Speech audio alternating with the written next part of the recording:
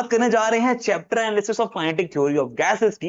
इस पूरे चैप्टर को जल्दी से समराइज करते हैं भाई, क्या क्या टॉपिक्स हैं, क्या इजी क्या डिफिकल्ट और क्या प्री रिक्विसाइड है अगर पढ़ने जा रहे हैं हम लोग काइनेटिक थ्योरी ऑफ गैसेस को। तो without any delay let's start, but before starting I want कि आप थर्मोडायनेमिक्स और कैलोरीमेट्री पढ़ के आ रहे हो, क्योंकि यहाँ पर उसके यूजेस हैं मेरे बच्चों। चलो बात करते हैं वो सारे इंपॉर्टेंट टॉपिक्स की जो कि यहाँ पर आने वाले हैं। इसके अंदर सब टॉपिक्स भी होते हैं, बट ये टॉपिक्स वो हैं तो कोर होल्ड करते हैं पूरे चैप्टर का। बच्चों आएगा gas law, Charles law, Boyle's law सबसे पहले आ जाएंगे इसमें, जहां पर हम लोग स्टडी करेंगे उनके दिए हुए स्टेटमेंट की कि भैया कैसे कैसे प्रेशर, वॉल्यूम, टेम्परेचर आपस में रिलेट करते हैं। ये बात करी हमारे चार्ल्स और बॉयल ने। फिर हमने करी काइनेटिक थ्योरी ऑफ गैसेस की बात। काइनेटिक थ्योरी ऑफ गैसेस में गैसेस की प्रॉपर्टीज को समझेंगे, उनके काइनेटिक बिहेवियर को अंडरस्टैंड करेंगे। जब वो मूवमेंट करते हैं तो इंटरमॉलिक्यूलर फोर्सेस और उनके रिलेशंस को भी देख रहे हैं हम लोग यहाँ पे। फिर आएगी डिग्री ऑफ फ्रीडम। अब टाइप्स ऑफ गैस होंगे हमारे पास, मोनोटॉमिक गैस होगी, डायटोमिक गैस होगी, पॉलीएटॉमिक गैस होगी। उसके पास कितनी डिग्री ऑफ फ्रीडम है, कहां कहां पे वो मूव कर सकता है, क्या उसकी रोटेशनल वैल्यूज हैं, क्या उसकी वाइब्रेशनल वैल्यूज हैं, क्या क्या उनकी एक्सेस ऑफ रोटेशंस और वाइब्रेशंस है, वो यहाँ पर बात कर रहे होंगे। स्पेसिफिक हीट कैपेसिटी सीपी और सीवी बच्चों at constant pressure and constant volume, specific heat capacity की बात करेंगे और इनके रिलेशन आर के संग याद रखना, वो भी रियल गैसेस क्या होती हैं and how they are different from the ideal gases, free mean path और इसकी डेरिवेशन। अगर ये 6 टॉपिक आपने मोटे मोटे निपटा दिया तो चैप्टर ऑलमोस्ट खत्म है। कुछ सब टॉपिक्स भी हैं अंदर, उनकी बात हम लोग आगे कर लेंगे। इसी टॉपिक की बात करते हैं बच्चों। इसी टॉपिक के अंदर आ जाएंगे हमारे पास गैस लॉज, बहुत इजी हैं।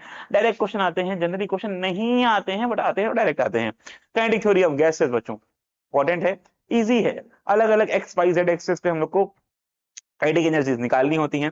Some part of degree of freedom बच्चों, भाई मोनोएटॉमिक, डायटोमिक, पॉलीएटॉमिक के लिए। और वहां पर आते हैं सबसे डिफिकल्ट पॉइंट्स में, जहां पर लोग बात करते हैं उनकी वाइब्रेशनल्स, रोटेशनल्स वैल्यूज की। वो एक डिफिकल्ट पार्ट पड़ता है। स्पेसिफिक हीट कैपेसिटी सीपीसीबी और उनके रिलेशंस आर के साथ और इनके कंबाइंड फॉर्म। बच्चों ग्राफ यहाँ पे भी इंपॉर्टेंट होने वाले हैं, यहाँ पर भी ग्राफ के इक्वल वेटेज होने वाले हैं। चलो आगे चलते हैं और बात करते हैं इसके डिफिकल्ट टॉपिक्स की। बच्चों are you ready for the difficult topics? बोलो भाई, बोलो भाई, क्या आप रेडी हो? क्या आप रेडी हो? Real gases, how the real gases are different from the ideal gases, उनके बिहेवियर में क्या क्या डिफरेंस होते हैं उसकी बात करेंगे। उसके ही बेसिस से बनती हैं बच्चों वॉन्डरवॉल इक्वेशंस। वॉन्डरवॉल इक्वेशंस और वो बताती हैं बच्चों एक रियल गैस और एक आइडियल गैस में रिलेटिवली क्या डिफरेंट होता है, और ये थोड़ा चैलेंजिंग है पढ़ना। फ्री मीन पाथ और उसके रिलेशन पढ़ेंगे हम लोग यहाँ पे बच्चों, जहां पर हम लोग application of viscosity, thermal conductivity of the gas पढ़ रहे होंगे। तो पहली बार पढ़ेंगे थोड़ा सा डिफिकल्ट लगेगा हमको, लेकिन पढ़ते रहोगे तो डिफिकल्ट नहीं होगा।